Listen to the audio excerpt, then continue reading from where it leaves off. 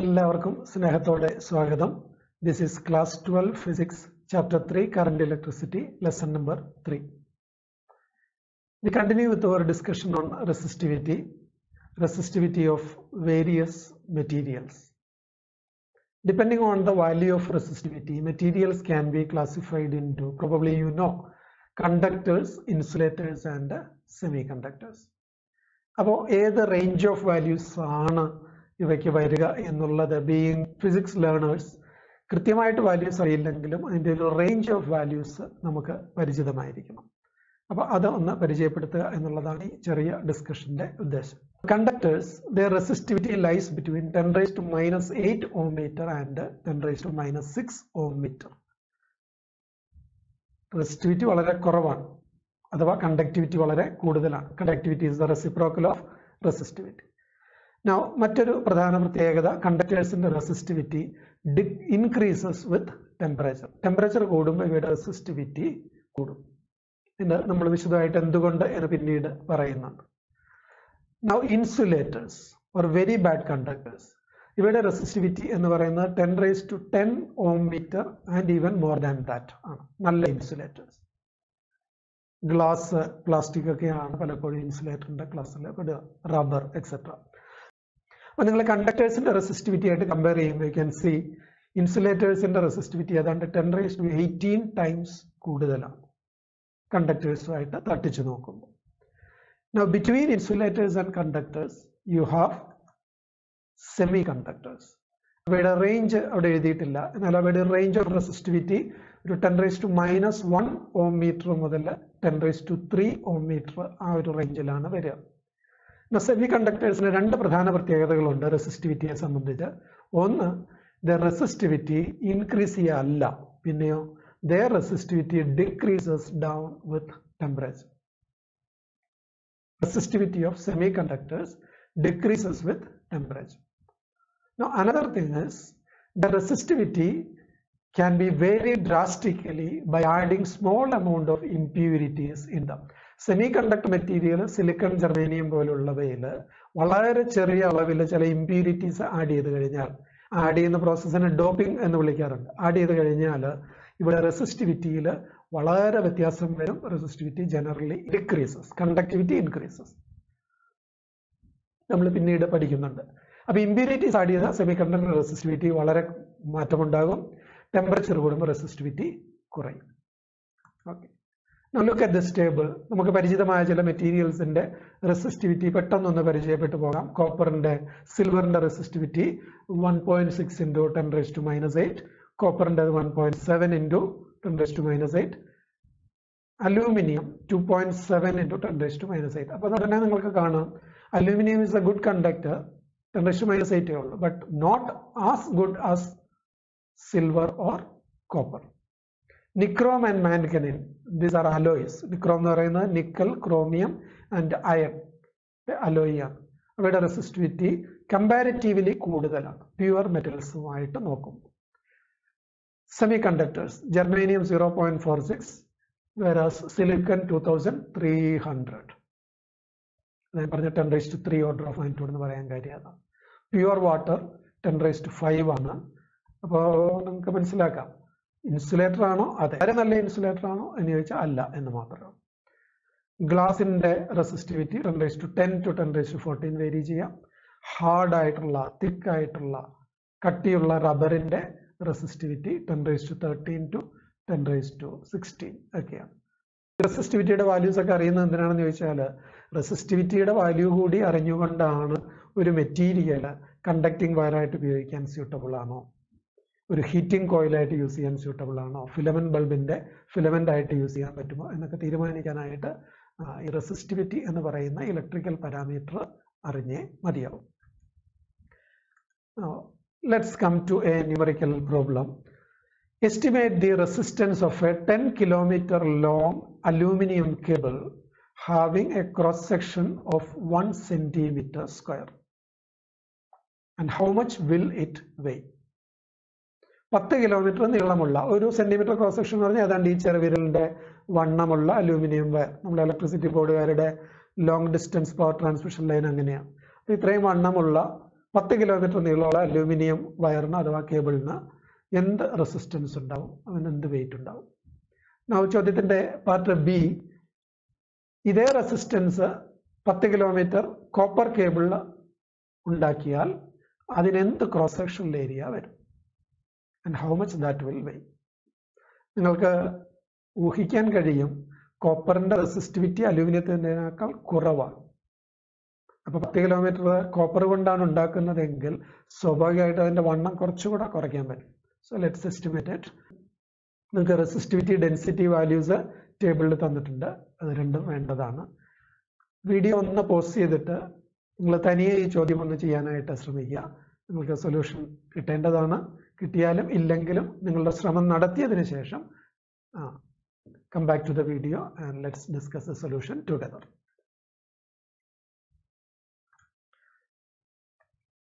നമുക്ക് അലൂമിനിയത്തിന്റെ ആദ്യം ഒന്ന് നോക്കാം. അലൂമിനിയത്തിന്റെ റെസിസ്റ്റിവിറ്റിയുമായിട്ടുള്ള റിലേഷൻ നമുക്കറിയാം, rho L by A. Values substitute ചെയ്താൽ അലൂമിനിയത്തിന്റെ റോ 2.63 into 10⁻⁻8 ആണ്. ലെങ്ത് 10 കിലോമീറ്റർ എന്ന് പറയുമ്പോൾ 10 into 10⁻³ മീറ്റർ ആയി. അപ്പോൾ അതാണ് 10⁻⁴ മീറ്റർ ആയി length. Cross sectional area 1 centimeter square becomes 1 into 10⁻⁻4 meter square. So resistance of this cable will be, aluminum cable will be 2.63 ohm. How much it will weigh? And the weight കണ്ടുപിടിക്കാൻ നമുക്ക് ഈ വയറിന്റെ volume കണ്ടുപിടിക്കണം ആദ്യം, കാരണം density തന്നിട്ടുണ്ട്. Volume കണ്ടുപിടിക്കാൻ എളുപ്പമാണ്. Cross sectional area into length. Area നമുക്കറിയാം 10⁻⁻4 meter square. Length അറിയാം 10⁻⁴ meter. So volume becomes 1 meter cube.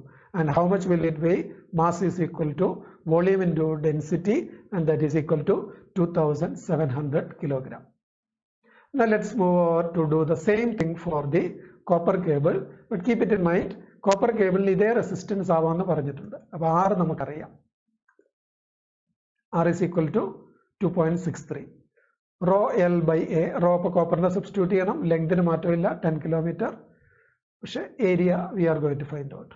ആ ഇക്വേഷനിൽ നിന്ന് area will come out to be 0.65 into 10⁻⁻4 meter square എന്ന് പറഞ്ഞാൽ 0.65 centimeter square.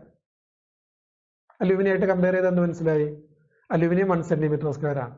അപ്പൊ അലൂമിനിയത്തിന്റെ അതേ റെസിസ്റ്റൻസ് കോപ്പർ കേബിളിനാകാം എന്ന് വെച്ചാൽ അലൂമിനിയത്തിന്റെ ക്രോസ് സെക്ഷണൽ ഏരിയ 65% മതി. കോപ്പറിന്റെ ക്രോസ് സെക്ഷണൽ ഏരിയ അലൂമിനിയം വയറിന്റെ 65% കുറച്ച് മതി എന്ന് ചുരുക്കും. കോപ്പർ കേബിളിന്റെ വെയിറ്റ് എത്രയാണെന്ന് നോക്കിക്കേ. വോളിയം കണ്ടുപിടിച്ചു 0.65 meter cube, and its mass will be, look at that number. Copper is very heavy. കോപ്പറിന്റെ ഡെൻസിറ്റി വളരെ കൂടുതലാണ്, 8,900 kilogram per meter cube. അപ്പം അതുകൊണ്ട് അലൂമിനിയത്തിന്റെ തത്തുല്യമായ റെസിസ്റ്റൻസ് ഉള്ള അതേ നീളമുള്ള കോപ്പർ കേബിളിന്റെ വെയിറ്റ് 5785 kilogram ആണ്. More than double that of the aluminum cable. So you can imagine why for overhead power transmission line KCBക്കാർ ഉപയോഗിക്കുമല്ലോ, അതിന് കോപ്പർ വയർ യൂസ് ചെയ്യാറില്ല. കാരണം കോപ്പർ വയർ യൂസ് കഴിഞ്ഞാൽ വളരെ ഹെവി ആകും. അപ്പൊ അതിനിടുന്ന പോസ്റ്റും 11 kV ഉൾപ്പെടെയുള്ള എല്ലാ ടവറുകളും വളരെ മാസീവായിട്ട് സ്ട്രെങ്തൻ ചെയ്യേണ്ടതായിട്ട് വരും. That is one aspect. More than this, the pure economics ഉണ്ട്. ഞാൻ ഗൂഗിൾ ചെയ്ത് കിട്ടിയ വാല്യൂസ് ആണ്. അലൂമിനിയത്തിന്റെയും കോപ്പറിന്റെയും മുംബൈയിൽ പെർ കിലോഗ്രാം പ്രൈസ് കമ്പയർ ചെയ്താൽ copper is 3 times costlier than aluminium. Copper is more than twice heavier than aluminium. അപ്പൊ in effect copper cable resistance കുറയ്ക്കും ഉപയോഗിച്ചാൽ. റെസിസ്റ്റൻസ് കുറയ്ക്കണമെങ്കിൽ വെയിറ്റ് പിന്നെയും കൂടും കേട്ടോ, പക്ഷേ it is not cost effective. 7-8 times costlier ആയിട്ട് മാറും അലൂമിനിയത്തേക്കാൾ. അപ്പോൾ അതുകൊണ്ട് ഇക്കണോമിക്കലി ഫീസിബിൾ അല്ലാത്തത് കൊണ്ട് കൂടിയാണ് നമ്മൾ വലിയ power transmission line aluminium use ചെയ്യുക. Let's do one more numerical problem. ഒരു സിമ്പിൾ പ്രോബ്ലം ആണ്. If a metal wire is drawn to twice its length. Drawn എന്ന് പറഞ്ഞാൽ വലിച്ചു നീട്ടി. നമ്മുടെ കയ്യിൽ ഒരു മെറ്റൽ വയർ ഉണ്ട്, കോപ്പർ എന്തോ ആയിക്കൊള്ളട്ടെ, അതിന്റെ ഇരട്ടി നീളത്തിലേക്ക് വലിച്ചു നീട്ടിയാൽ വാട്ട് ഈസ് ഇറ്റ്സ് റെസിസ്റ്റൻസ്? നേരത്തെ പറഞ്ഞ പോലെ തന്നെ ഈ വീഡിയോ ഒന്ന് പോസ്റ്റ് ചെയ്തിട്ട് try to do it yourself, എന്നിട്ട് നമുക്ക് സൊല്യൂഷൻ ഒരുമിച്ച് ഡിസ്കസ് ചെയ്യാം. ഓക്കെ, ഒരു മെറ്റൽ വയറിനെ വലിച്ചു നീട്ടുമ്പോൾ എന്താ മാറുക? ലെങ്ത് കൂടും, ലെങ്ത് കൂടുമ്പോൾ അത് തിൻ ആവും, ഏരിയ കുറയും, പക്ഷെ വോളിയം മാറില്ല. Volume remains A constant and volume is cross sectional area into length. A into L remains A constant. ഒരു പിക്ചർ വരച്ചിട്ടുണ്ടെന്നുള്ളൂ പെട്ടെന്ന് മനസ്സിലാകാൻ. Originally cross sectional area A, length L, വലിച്ചു നീട്ടിയപ്പോൾ ലെങ്ത് 12 ആയി. ലെങ്ത് 12 ആകുമ്പോൾ ഏരിയ A/2 ആയി. So resistance original വയറിൻ്റെത് R is equal to rho L by A. രണ്ടാമത്തത് rho into എല്ലിൻ്റെ സ്ഥാനത്ത് 12 വന്നു, എയുടെ സ്ഥാനത്ത് A/2 വന്നു. If you simplify that it comes to R dash, പുതിയ വലിച്ചു നീട്ടിയ വയറിൻ്റെ resistance 4 times rho L by A or 4 times R. അപ്പോൾ 4 times ആയിട്ട് ഇൻക്രീസ് ചെയ്യും. ഇത് ന്യൂമറിക്കലി വർക്കൗട്ട് ചെയ്യാതെ നമുക്ക് ഊഹിച്ചെടുക്കാം. ലെങ്ത് ഡബിൾ ചെയ്യുമ്പോൾ റെസിസ്റ്റൻസ് ഡബിൾ ചെയ്യും, ഏരിയ പകുതിയാകുമ്പോഴും റെസിസ്റ്റൻസ് ഡബിൾ ചെയ്യും. അപ്പം 2 ഡബിളിംഗ് എഫക്റ്റ് അവിടെ വന്നു കഴിഞ്ഞു. അങ്ങനെയാണ് 4 times ആയിട്ട് മാറും. Now let's come to commercially produced resistors. Industrial യൂസിനും ലബോറട്ടറി യൂസിനും ഒക്കെ നമുക്ക് പല വാല്യൂസിലുള്ള റെസിസ്റ്റേഴ്സ് ആവശ്യമാണ്. 2 തരത്തിലുള്ള റെസിസ്റ്റേഴ്സ് ആണ് അവൈലബിൾ ആയിട്ടുള്ളത്. One is called wire bound resistors. Metal അലോയ്സിന്റെ തിൻ വയർ വൈൻഡ് ചെയ്ത് ഉണ്ടാക്കുന്നതാണ് wire bound resistors. 0.1 to 100 ohm റേഞ്ചിൽ ഇവ അവൈലബിൾ ആണ്. എന്തുകൊണ്ടാണ് അലോയ്സ് യൂസ് ചെയ്യുന്നത് എന്ന് ചോദിച്ചാൽ, ഈ അലോയ്സിന്റെ പ്രത്യേകത അവയുടെ resistance almost independent of temperature ആണ്. Almost independent of temperature. എന്തിനാ അങ്ങനെയെന്ന് ചോദിച്ചാൽ, സ്വാഭാവികമായിട്ടും നമുക്കറിയാം നമ്മൾ റെസിസ്റ്റൻസ് ഉണ്ടാക്കുമ്പോൾ ആംബിയൻ ടെമ്പറേച്ചർ, റൂം ടെമ്പറേച്ചർ മാറാം. അപ്പോൾ ഇലക്ട്രോണിക് സർക്യൂട്ടിൽ റെസിസ്റ്റർ ഉപയോഗിക്കുമ്പോൾ ആ സർക്യൂട്ടിന്റെ പെർഫോമൻസിനെ അഫക്റ്റ് ചെയ്യാം റെസിസ്റ്റൻസ് വാല്യൂ മാറിയാൽ. അപ്പോൾ ടെമ്പറേച്ചർ മാറിയാലും റെസിസ്റ്റൻസ് മാറാതിരിക്കാം. റൂം ടെമ്പറേച്ചർ മാത്രമല്ല, സർക്യൂട്ട് കറണ്ട് പാസ് ചെയ്യുന്ന സർക്യൂട്ട് വർക്ക് ചെയ്യുമ്പോൾ ഹീറ്റ് ജനറേറ്റ് ചെയ്യപ്പെടാം. അപ്പോൾ ടെമ്പറേച്ചർ വേരിയേഷൻ ഉണ്ടായാലും റെസിസ്റ്റൻസിന്റെ വാല്യൂ കാര്യമായിട്ട് മാറില്ല എന്നുള്ളത് കൊണ്ടാണ് അലോയ്സിനെ നമ്മൾ റെസിസ്റ്റൻസ് വയർ ഉണ്ടാക്കാനായിട്ട് പ്രിഫർ ചെയ്യുക. രണ്ടാമത് നമുക്ക് അവൈലബിൾ ആയിട്ടുള്ളത് they are called carbon resistors. Carbon ആണ് ഇതിന്റെ മെറ്റീരിയൽ. ഇതിന്റെ പ്രത്യേകത they are very cost effective, not at all costly എന്നുള്ളതാണ്. മറ്റൊന്ന് വെരി കമ്പാക്ട് ഇൻ സൈസ്, വളരെ ചെറുതാണ്. And they are very extensively used in electronic circuits. നിങ്ങൾ ഒരുപക്ഷെ പലരും കണ്ടിട്ടുണ്ടാവും. അടുത്ത സ്ലൈഡിൽ നിങ്ങൾ റെസിസ്റ്ററിന്റെ പടം കാണുമ്പോൾ നിങ്ങൾക്ക് മനസ്സിലാവും. These are carbon resistors. ഇതിന്റെ കളർ കോഡിനെ പറ്റി നമ്മൾ പറയാൻ പോകുന്നത്. ക്യാൻ സീ ദാറ്റ് പല നിറത്തിലുള്ള 4 കളറിലുള്ള റിങ്ങുകൾ ഈ കാർബൺ റെസിസ്റ്ററിൽ മാർക്ക് ചെയ്തിട്ടുണ്ടെന്ന് കാണാം അല്ലേ? ആ കളറുകൾ നോക്കിയിട്ടാണ് അതിന്റെ വാല്യൂ എത്രയാണ് എന്ന് നമ്മൾ മനസ്സിലാക്കുക. The carbon resistors are so small that their values അതിൽ എഴുതാൻ മാത്രമുള്ള സ്ഥലം അതിനില്ല. അത് മാത്രം അതിന്റെ കാര്യം. അപ്പൊ കളർ കോഡ് മനസ്സിലാക്കണമെങ്കിൽ you should be familiar with this table. Table ഒന്ന് പെട്ടെന്നൊന്ന് പരിചയപ്പെടാമോ? കളറുകൾ അവയ്ക്ക് ഓരോ വാല്യൂസും കൊടുത്തിട്ടുണ്ട്. ബ്ലാക്കിന് 0, ബ്രൗണിന് 1 ആൻഡ് സോ ഓൺ, വൈറ്റിന് 9. തൊട്ടടുത്ത കോളത്തിൽ മൾട്ടിപ്ലയർ കൊടുത്തിട്ടുണ്ട്. മൾട്ടിപ്ലയർ എന്താണെന്ന് ഞാൻ മുന്നോട്ട് എക്സസൈസ് ചെയ്യുമ്പോൾ പറഞ്ഞുതരാം. അവസാനത്തെ കോളത്തിൽ 3 ഐറ്റമേ ഉള്ളൂ. ടോളറൻസ് എന്ന് എഴുതിയിരിക്കുക. Gold, silver and no ring.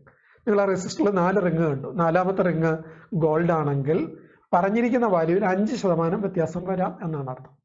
അത് സിൽവർ ആണ് കളറെങ്കിൽ അതിൽ 10% വേരി ചെയ്യാം.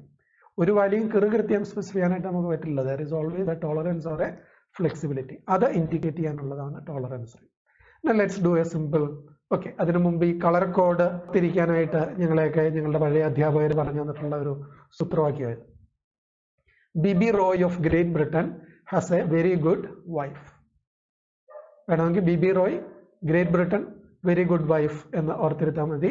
ആ ക്യാപിറ്റലൈസ്ഡ് ലെറ്റേഴ്സ് എല്ലാം ഓരോ കളറിനെ റെപ്രസെന്റ് ചെയ്യും. കാണാമായിരിക്കുമല്ലോ. ഇതിനകത്ത് 2 കാര്യം ശ്രദ്ധിക്കാനുള്ളത്, ബി 3 തവണ വരുന്നുണ്ട്. അപ്പൊ അതിന്റെ ഓർഡർ ഓർത്തിരിക്കണം. ആദ്യത്തെ ബി ബ്ലാക്ക് ആണ്, രണ്ടാമത്തെ ബി ബ്രൗൺ ആണ്, മൂന്നാമത്തെ ബി ഏതാണ്? ബ്ലൂ ആണ്. അപ്പൊ അത് തിരിഞ്ഞു പോവാതെ ഓർക്കണം. ജി ആദ്യത്തേത് ഗ്രീൻ ആണ്, അതിന്റെ വാല്യൂ 5 ആണ്. രണ്ടാമത്തേത് ഗ്രേ ആണ്, അതിന്റെ വാല്യൂ 8 ആണ്. ബാക്കിയുള്ളത് റിപ്പീറ്റ് ചെയ്യുന്നില്ല. So you can remember BB Roy, Great Britain, very good wife. നമുക്കൊരു സിമ്പിൾ എക്സസൈസ് ചെയ്യുമ്പോൾ റെസിസ്റ്റൻസ് കളർ കോഡ് നമുക്ക് കൃത്യമായിട്ട് മനസ്സിലാവും. Look at this resistor. അപ്പൊ ഒരു കാർബൺ റെസിസ്റ്റർ അവിടെ കാണിച്ചിട്ടുണ്ട്, അതിന്റെ മാഗ്നിഫൈഡ് ഇമേജ്. അതിൽ ആദ്യത്തെ റിങ് ഏതാണ്? ഗ്രീൻ ആണ്. അപ്പോൾ ഗ്രീൻ റിങ്ങിൻ്റെ വാല്യൂ എത്ര നോക്കിയാൽ മതി. ഗ്രീനിൻ്റെ വാല്യൂ 5 ആണ്. അപ്പോൾ നമ്മൾ 5 എന്ന് എഴുതി. രണ്ടാമത്തെ റിങ് ബ്ലൂ ആണ്, അതിൻ്റെ വാല്യൂ 6 ആണ്, 6 എഴുതി. മൂന്നാമത്തെ റിങ് ഓറഞ്ച് ആണ്, ഓറഞ്ചിൻ്റെ വാല്യൂ 3 ആണ്. പക്ഷെ 3 എന്നല്ല എഴുതേണ്ടത്, അതാണ് മൾട്ടിപ്ലയർ എന്ന് പറഞ്ഞത്, ഇൻറ്റു 10⁻³ എന്ന് എഴുതേണ്ടത്. അപ്പോൾ റെസിസ്റ്റൻസിൻ്റെ വാല്യൂ കിട്ടിക്കഴിഞ്ഞു, 56 ഇൻറ്റു 10⁻³ ഓം. ഇനി അവസാനത്തെ റിങ് ടോളറൻസ് റിങ് ഏതാണ് തന്നിരിക്കുന്നത്? ഗോൾഡ് ആണ്. അപ്പോൾ ഈ വാല്യൂവിൽ 5% variation ഉണ്ടാവാവുന്നതാണ്. So 56 into 10⁻³ ohm plus or minus 5% is the value of this given resistor. നമുക്ക് അതിനെ വേണമെങ്കിൽ കിലോ ഓമിൽ എഴുതാം, 10⁻³ ആയതാണ്. അപ്പോൾ 56 കിലോ ഓം 5%, 56ന്റെ 5% എത്രയാണെന്ന് കണ്ടുപിടിക്കാമല്ലോ, ഇൻറ്റു 5/100 ചെയ്താൽ മതി. അപ്പോൾ 56ന്റെ 5% 2.8 എന്ന് വരും. Therefore the value of the resistance is 56 plus or minus 2.8 kilo ohm. അപ്പോൾ കാർബൺ റെസിസ്റ്ററിന്റെ കളർ കോഡ് എല്ലാവർക്കും മനസ്സിലായി എന്ന് കരുതുന്നു. Do this exercise your self. Find the resistance of A carbon resistor with colour rings yellow, red, gold and gold. Now let's come to the discussion of temperature dependence of resistivity. നമ്മൾ നേരത്തെ പറഞ്ഞു ടെമ്പറേച്ചറിനനുസരിച്ചിട്ട് resistivity മാറും.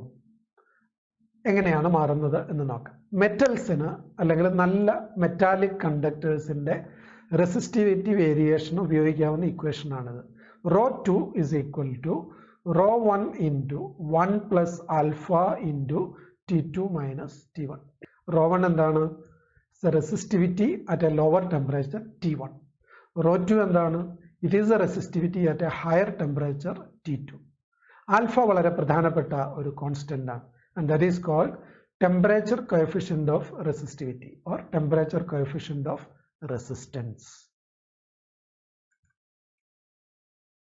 Now ഓർക്കണം, ഇതൊരു approximate relation ആണ്, വളരെ strictly valid അല്ല. Second thing, the relation is valid for a limited range of temperature. എന്ന് പറഞ്ഞാൽ 0 ഡിഗ്രി തൊട്ട് 1000 ഡിഗ്രി വരെ വേരി ചെയ്യുമ്പോൾ you cannot blindly use this equation. Variation 0 to 100 100 to 300 ഒക്കെ ആണെങ്കിൽ ഓക്കെ. അപ്പോൾ റേഞ്ച് T1 to T2 അല്ലെ T2 minus T1 എന്ന് പറയുന്നത് ഒരുപാട് വലിയ ഒരു ടെമ്പറേച്ചർ റേഞ്ച് അല്ലെങ്കിൽ നമുക്ക് ഈ ഇക്വേഷൻ ഉപയോഗിക്കാനായിട്ട് കഴിയും. ആദ്യത്തെ റിലേഷൻ മോഡിഫൈ ചെയ്താൽ ആൽഫയ്ക്ക് ഇക്വേഷൻ എഴുതാം. നിങ്ങളൊന്ന് എഴുതി നോക്കണം. ആ ഇക്വേഷൻ ഇടയ്ക്ക് ഒരു സ്റ്റെപ്പ് കൂടെ എഴുതിയാൽ ആൽഫ ഒരു വശത്ത് വരുന്ന പോലെ എഴുതി കഴിഞ്ഞാൽ alpha will be equal to ρ2 minus ρ1 divided by ρ1 into T2 minus T1. ഈ ഇക്വേഷൻ നമുക്ക് ഡിഫറൻഷ്യൽ ഫോമിൽ എഴുതാൻ പറ്റും. അതെങ്ങനെ എഴുതാം? ρ2 minus ρ1 എന്ന് പറയുന്ന ചേഞ്ച് ഇൻ റെസിസ്റ്റിവിറ്റി dρ എന്ന് എഴുതാം. T2 minus T1 the temperature difference, അതിനെ dt എന്ന് എഴുതാം. അപ്പോൾ dρ by dt കിട്ടി. ρ1 എന്ന് പറയുന്ന ഒറിജിനൽ റെസിസ്റ്റൻസ്, അപ്പോൾ അതിനെ ρ എന്ന് എഴുതാം. So alpha is equal to 1/ρ dρ by dt. What will be its unit? വീണ്ടും ആ ഇക്വേഷൻ തന്നെ നോക്കുക. ആൽഫയുടെ ഇക്വേഷനിലെ ന്യൂമറേറ്ററിൽ റെസിസ്റ്റിവിറ്റി ഉണ്ട്, ഡിഫറൻസ് ഇൻ റെസിസ്റ്റിവിറ്റി. ഡിനോമിനേറ്ററിൽ റെസിസ്റ്റിവിറ്റി ഉണ്ട്, അപ്പോൾ അതൊന്ന് ക്യാൻസൽ ചെയ്യും. പിന്നെ പോയിട്ട് യൂണിറ്റ് ഉള്ളത് ഡിനോമിനേറ്ററിലുള്ള ടെമ്പറേച്ചർ ആണ്. So unit of resistivity is kelvin raise to -1 or Celsius raise to -1. ഏതിൽ പറഞ്ഞാലും വാല്യൂ വ്യത്യാസം വരില്ല, കാരണം ടെമ്പറേച്ചർ ഡിഫറൻസ് ആണ്. ടെമ്പറേച്ചർ ഡിഫറൻസ് കെൽവിനിൽ പറഞ്ഞാലും സെൽഷ്യസിൽ പറഞ്ഞാലും സെയിം ആയിരിക്കുമല്ലോ. Now for metals alpha positive ആണ്. ഇതിൻ്റെ അർത്ഥം എന്താണ്? dρ by dt പോസിറ്റീവ് ആണ്. Rho increases with temperature. കോപ്പറിൻ്റെ 0.0068. Semi കണ്ടക്ടേഴ്സിന് നേരത്തെ സൂചിപ്പിച്ചായിരുന്നു, ടെമ്പറേച്ചർ കൂടുമ്പോൾ റെസിസ്റ്റിവിറ്റി കുറയും. dρ by dt or alpha will be negative, and for silicon it is -0.07. And for alloys, വീണ്ടും നേരത്തെ പറഞ്ഞ point, alpha is very small. That means resistivity is almost independent of temperature, does not vary much with temperature. 0.0004 ആണ് നിക്രോമിന്. നമ്മൾ കോപ്പറുമായിട്ട് compare ചെയ്യുമ്പോൾ value വളരെ ചെറുതാണ്.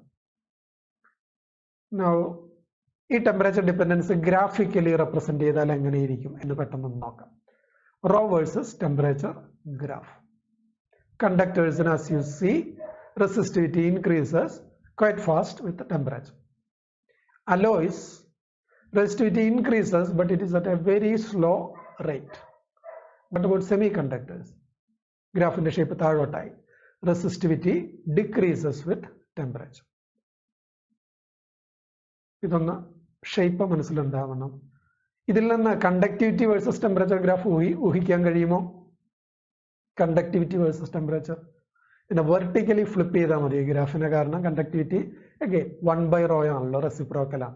Resistivity increase conductivity decrease graph.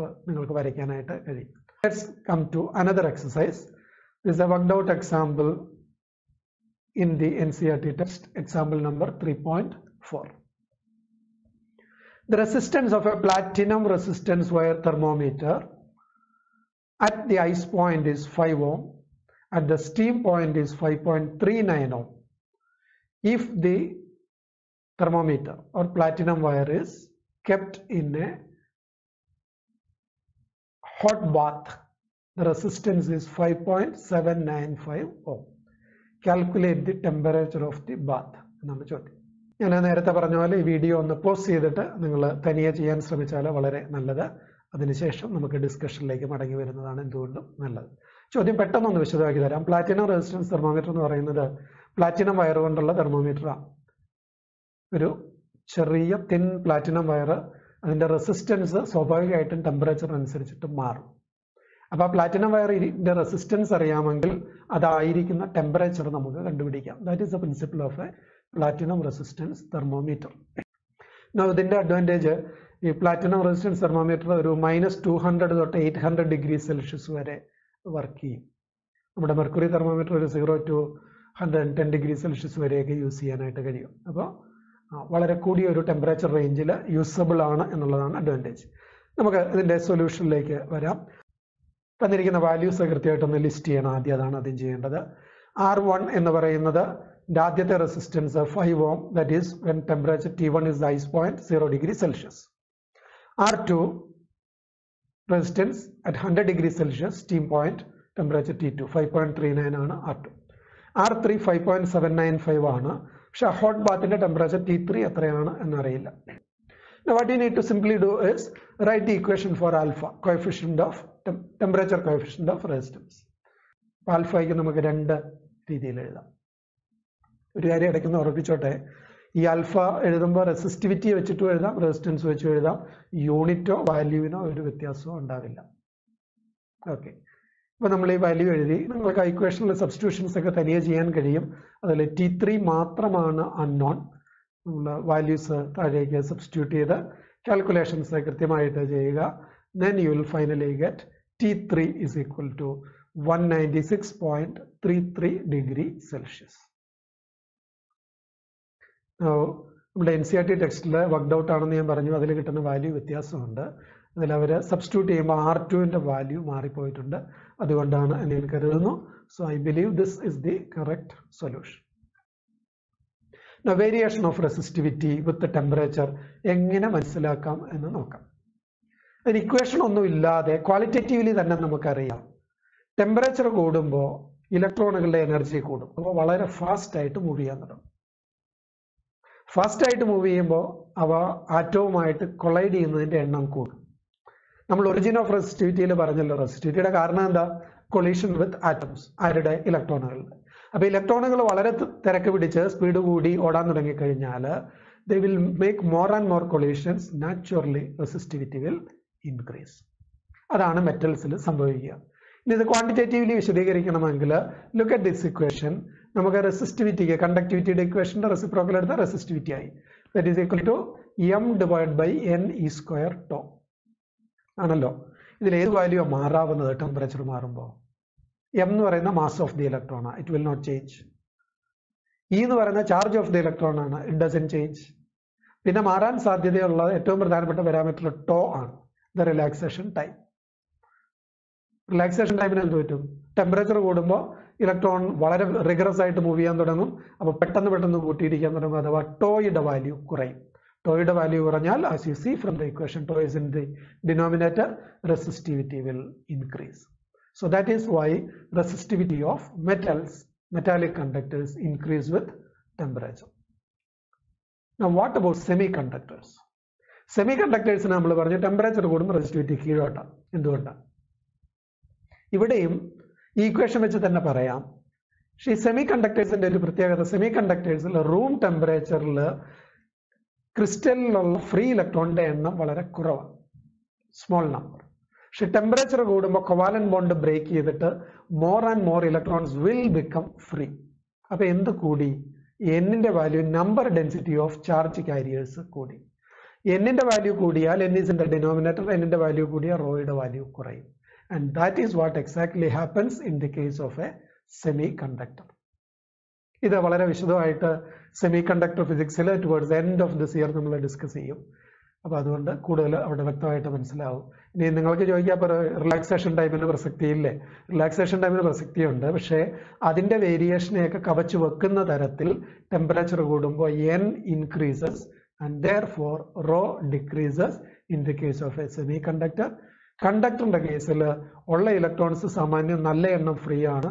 Temperature കൂടുമ്പോൾ പിന്നെ എങ്ങനെ ഇതിന്റെ വാല്യൂ അധികമൊന്നും കൂടാൻ ഇല്ല. So that is how the variation of resistivity is explained for conductors as well as for semiconductors. Now നമ്മൾ റെസിസ്റ്റിവിറ്റി, റെസിസ്റ്റൻസ് ഒക്കെ ഒത്തിരി പറഞ്ഞു. These are empirical laws. ഇത് എങ്ങനെയാണ് റെസിസ്റ്റൻസ് മെഷർ ചെയ്യുന്നത്, ലാബിൽ നമ്മൾ എന്താണ് ചെയ്യുന്നത് എന്നാൽ ഒന്ന് മനസ്സിലാക്കുന്നത് നല്ലതാണ്. So let's go to the lab.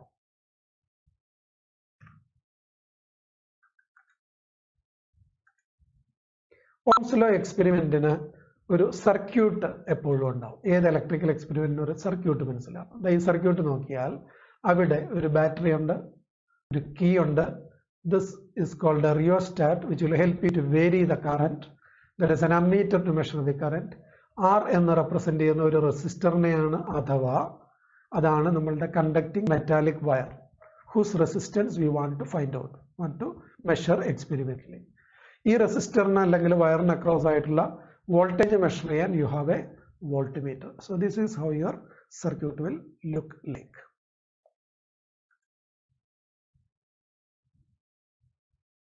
Now watch this video carefully.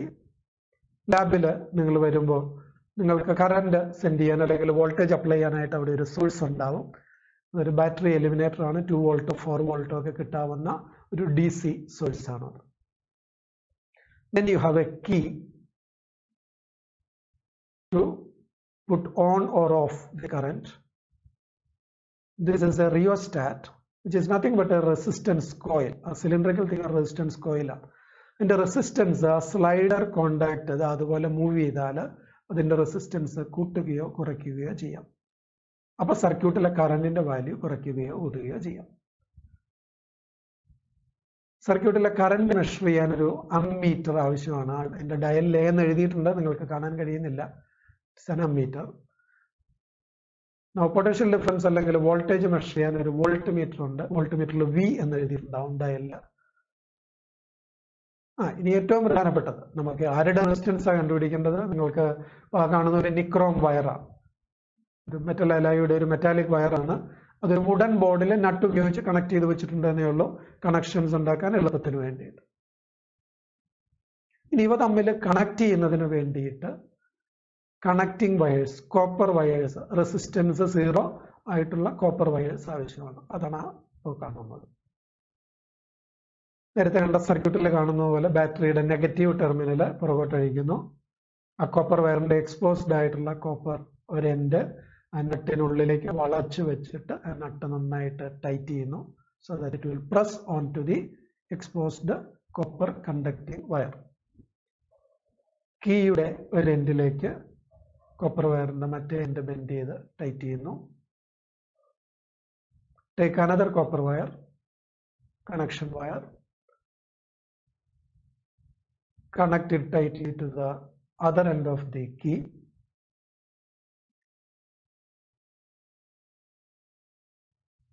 And the other end of the copper wire rheostat in the side terminal like tight ആയിട്ട് കണക്ട് ചെയ്യുന്നു. മറുവശത്ത് റിയോസ്റ്റാറ്റിന്റെ സ്ലൈഡർ കോണ്ടാക്ട് മുകളിലുള്ള ടെർമിനലാണ്. ആ സ്ലൈഡർ കോണ്ടാക്റ്റിലേക്ക് വയർ കണക്ട് ചെയ്യുന്നു. And it goes to the ammeter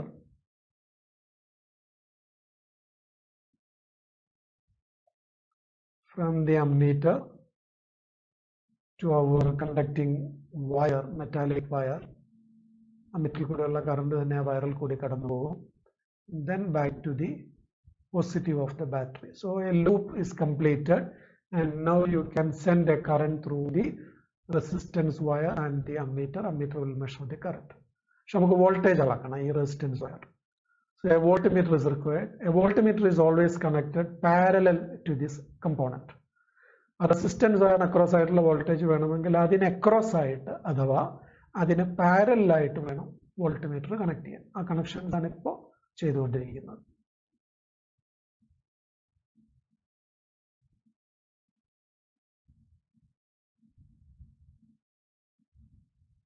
So you are set to do the experiment. Key close here.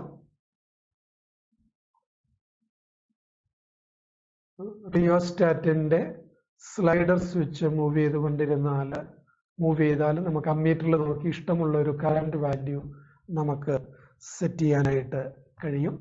ആ particular current value നമ്മൾ set ചെയ്യുന്നു. 0.1 ampere ആണെന്ന് വിചാരിക്കുക. വോൾട്ട് മീറ്ററിലെ റീഡിംഗ് എത്രയാണ് എന്ന് നോക്കുക. Note down the reading. V/I കണ്ടുപിടിച്ച റെസിസ്റ്റൻസ് കിട്ടും. റിയോസ്റ്റാറ്റ് നീക്കിയിട്ട് കറന്റ് 0.2 ആംപിയർ ആക്കുക. വോൾട്ട് മീറ്റർ റീഡിംഗ് വീണ്ടും നോക്കുക. അങ്ങനെ ഒരു 7-8 വാല്യൂസ് ഓരോ I വാല്യൂവിനും V വാല്യൂ കണ്ടുപിടിച്ച് കഴിയുമ്പോൾ you have a set of reading.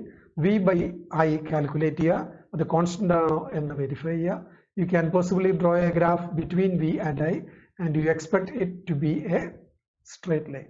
Ohm's law obeyed ആണല്ലോ ആണെങ്കിൽ. ഇനി വേണമെങ്കിൽ നമുക്ക് ഈ നിക്രോം വയറിന്റെ റെസിസ്റ്റിവിറ്റി കണ്ടുപിടിക്കാം. ആ റെസിസ്റ്റിവിറ്റി കണ്ടുപിടിക്കണമെങ്കിൽ തന്നിരിക്കുന്ന നിക്രോം വയറിന്റെ ലെങ്ത് അളക്കണം. കണക്ട് ചെയ്ത ലെങ്ത് അളക്കുക. ഇതിന്റെ തിക്നെസ് അഥവാ ഡയമീറ്റർ നമുക്കൊരു സ്ക്രൂ ഗേജ് ഉപയോഗിച്ച് കണ്ടുപിടിക്കാൻ കഴിയും. അപ്പൊ അതിന്റെ ഡയമീറ്റർ കിട്ടിയാൽ റേഡിയസ് കിട്ടി. അപ്പൊ അതിന്റെ ഏരിയ കിട്ടും. ഏരിയയിൽ ലെങ്ത് അറിയാമെങ്കിൽ റെസിസ്റ്റൻസ് അറിയാമെങ്കിൽ റെസിസ്റ്റിവിറ്റി കണ്ടുപിടിക്കാം. ഇപ്പൊ നിങ്ങൾ നോക്കിയാൽ നിങ്ങൾക്ക് കാണാം സർക്യൂട്ടിൽ കാണുന്ന അതേപോലെയാണ് നമ്മൾ ഈ അറേഞ്ച് ചെയ്ത കമ്പോണൻസ് ഇരിക്കുക. രണ്ട് എക്സസൈസസ് ഒന്ന് നോട്ട് ചെയ്യുക. Exercise 3.5 and 3.13 in your NCERT text book. കുറച്ച് പേർക്ക് ഇങ്ങനെ കിട്ടിയിട്ടുണ്ടാവും എന്ന് കരുതുക. അതല്ലെങ്കിൽ ഞാൻ ഷെയർ ചെയ്യുന്ന നോട്ടിൽ നിന്ന് ഈ പ്രോബ്ലം നോട്ട് ചെയ്ത് അടുത്ത ക്ലാസ്സിന് മുമ്പ് ഏറ്റവും അടുത്ത അവസരത്തിൽ do this exercises in your notebook. Let's come to the conclusion. Let us summarize what we discussed today.